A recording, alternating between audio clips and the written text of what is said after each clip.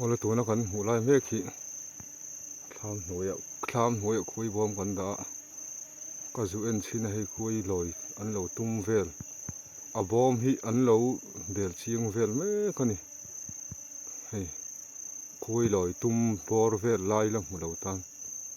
a bom vel in a han vel kual thina han en fia nakina an loi huk don ni tiang hi video hi kan la reng thei don lo a na thong ai wangin hei an la loi lu chi lo anon en fia ni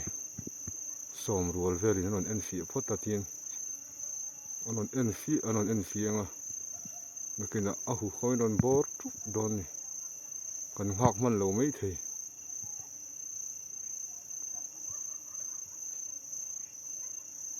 a bom hi kan hun tharani mi thum vel ba ala ni lo he huna tho hian dangan loi to kan loi to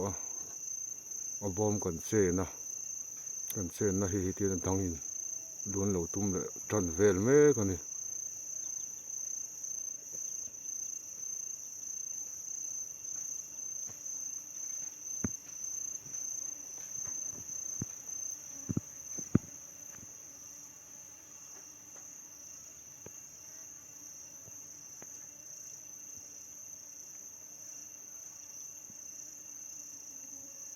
bom hindu chun voina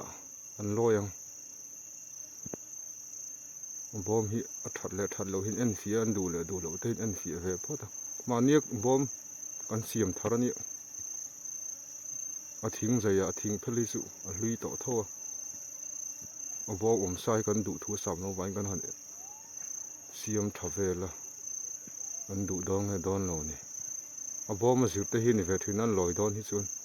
bom thar lu tu a ten loi du lo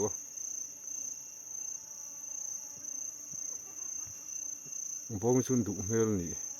a han vel dana chun an loi hu khi kan lam thei lo ni kan hu man don lo ni